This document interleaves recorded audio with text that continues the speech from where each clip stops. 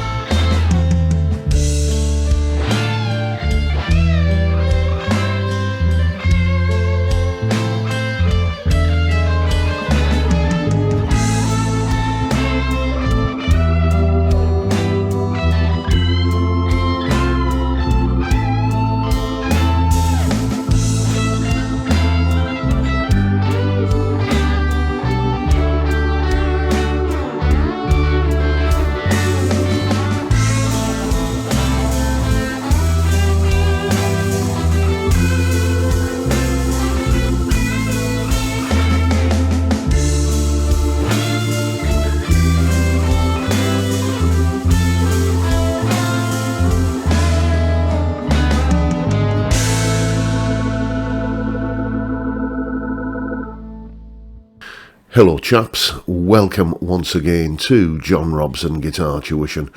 As always, I do hope you're well. That was me yesterday having a bit of a jam, sort of thing I do for both fun and for work. And I think we can agree that it did have something of a blues feel to it. But it wasn't really played over a blues chord sequence. Certainly not a standard 12-bar blues. What you just heard there was in a minor key, and yeah, you do get blues tunes in minor keys. Something like The Thrill Is Gone by B.B. King springs to mind. So there is such a thing as minor blues. Maybe I'll do a more in-depth video on the chord sequences involved in that sort of thing. But that's not what we're doing today. I suppose that chord sequence, it did have, you know, kind of a triplety sort of feel, which is you can find in, or you do find in blues. But then again, you know, you get that same triplety feel in a song like Everybody Hurts by R.E.M. And no one, to my knowledge, has ever accused that song of being blues.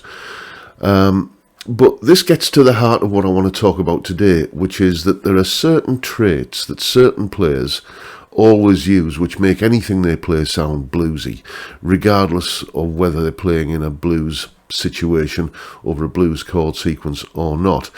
And I suppose you could accuse me of being that kind of player, and I'd have to put my hands up and say guilty. So what we're talking about today is, or I should say, are the traits, the markers that signify a blues guitarist, how you can tell a blues guitarist even when they're not playing blues. And there are some useful things that you can include in your own playing. Here's a bit of information. Here is the explanation. Right, so what I'm going to talk about are what I think are the three things that blues guitarists do mostly. Most blues guitarists do these things without even thinking about it. It's almost wired into their DNA.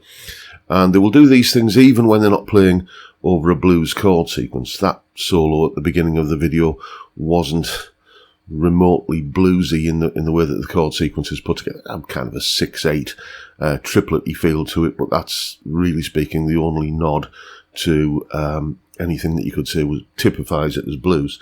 It was just an A minor ballad, really, but I still played over it in a bluesy way by doing the three things I'm going to talk about here. Often when we talk about things about, relating to blues and blues lead guitar parts, one of the topics that crops up is call and response, or question and answer phrasing. And that's perfectly legitimate. You do get that in blues all the time. Okay, I've done videos in the past where I've spoken about, how to use call and response or question and answer phrasing in a blues solo, but it doesn't nail it down as being blues. Okay, I mean, what I mean is that probably one of the best examples of call and response or question and answer phrasing might go like this.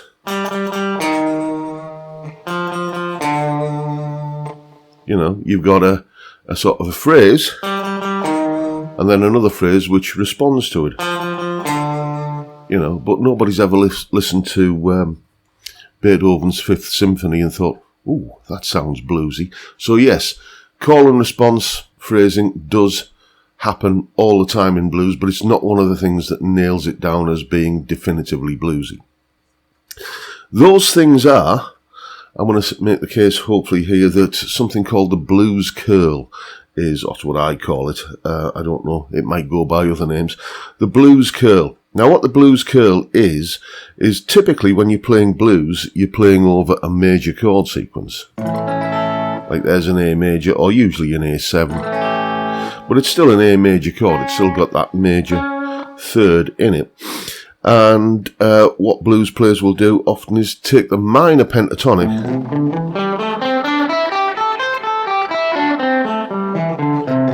so A minor pentatonic over a chord, which is essentially an A major with an added note. So that minor over major.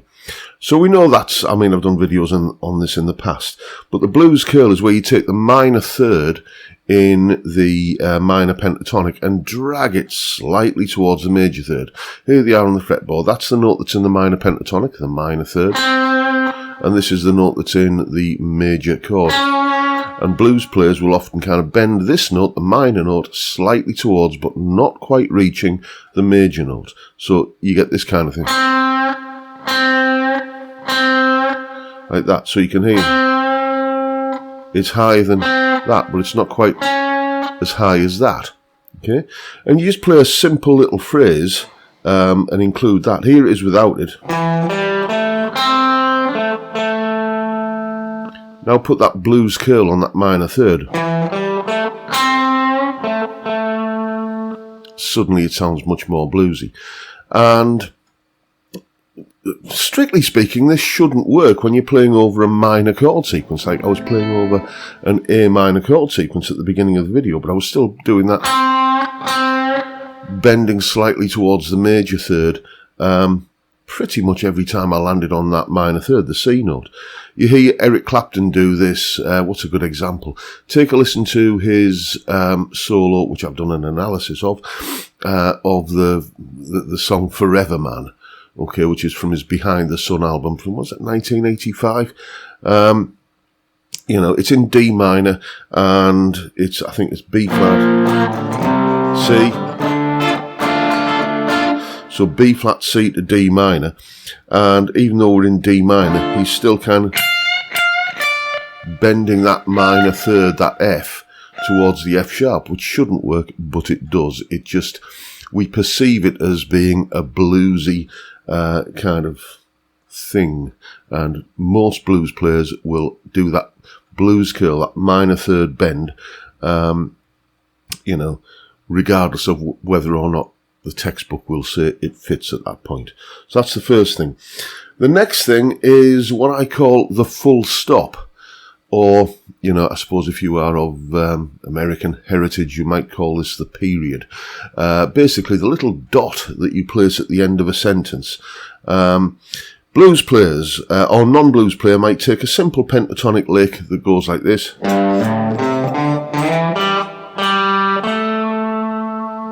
Like that.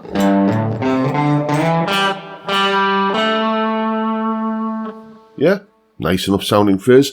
But what will a blues player do that makes that sound immediately more bluesy? Well, they'll probably do this.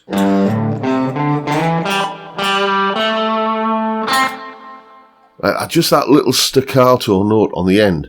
It doesn't really matter what note it is, as long as it's, you know, something that's in key.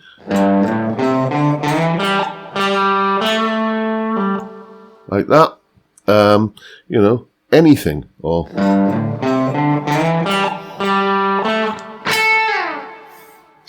just that kind of little and another thing at the end of a sentence. You know, just that little sort of punctuation that typifies a lot of blues solos. And again, you can hear guitar players who grew up on a diet of blues, even when they're not playing in a blues situation, they will tend to phrase things like that.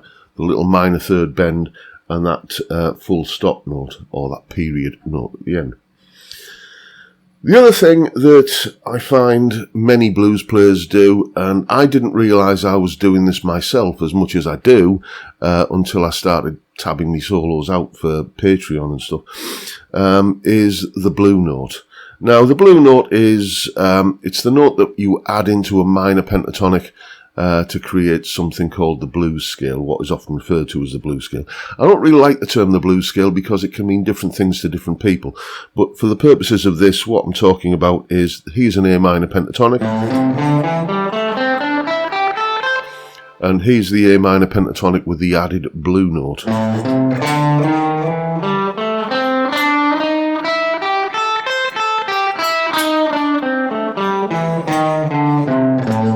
It's just a sharp fourth or a flat fifth, depending how you want to describe it. In terms of intervals and notes, it's a tritone or 6 semitones away from the root note of your scale. So there's your A note there. If I go 1, 2, 3, 4, 5, 6 semitones, 3 tones, a tritone, away from the A, I come to a D sharp or E flat, and that's exactly the note I was adding in there just on. And then the same thing. There it is there. It's not a note you can linger on. It's not a note you can kind of hang around on usually. Although, you know, Baby Please Don't Go by, was it Van Morrison and them, the main riff on that does kind of hang on to it just to make a deliberate sort of dissonant kind of, you know, kind of statement, I guess. But, you know, it's just one of those things where you can,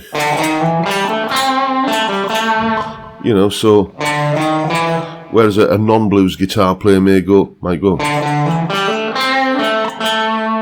a blues guitar player would go, there's that minor third bend creeping in again, and the full stop at the end. So putting the blues note in,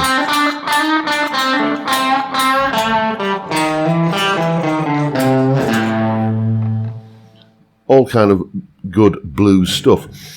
You'll not tend to find these things, the blues curl, the full stop and the blue note, in what I would think of as classic rock guitar players of the likes of, I'm probably sure somebody will disagree with me in the comments, but I don't hear these things in the playing of someone like Richie Blackmore, for example, whereas you do hear it in, you know, Eric Clapton.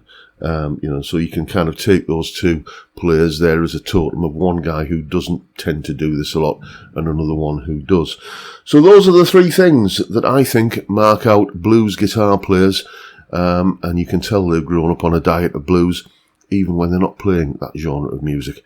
Now you know what to do. Go away and have some fun with it. And as always, you'll find a full tab for that solo at the top of the video in both Guitar Pro and PDF formats, along with a clip of me playing it, that explanation you've just seen there, and a backing track to play along with yourself. All of that is up on my Patreon page. There's the address, link in the description. As I'm sure you know by now, it's $3 or about £3 a month, and you get access to all of these additional goodies that go along with these YouTube videos. And of course, a massive, massive thank you to everyone who supports me in that, or any of the other ways, all of which are down there in the description. And that is pretty much it for today, folks. Hope you've enjoyed this little exploration of some of the subtler elements that make blues sound bluesy. And if that's the case, please hit the subscribe button and the notification bell if you haven't already done so. And why not drop me a like as well while you're at it. Don't forget, of course, the live stream every Friday, 5 p.m. UK time. We drink beer and we talk about whatever we talk about, basically. It's a great way to kick off the weekend, and I'd love to see you there if you can make it. But for now, I'll bid you all a good day and say thank you so much for watching. Thank you for your time. Look after yourselves, folks. Stay well, stay safe, and above all, stay sane. Bye for now.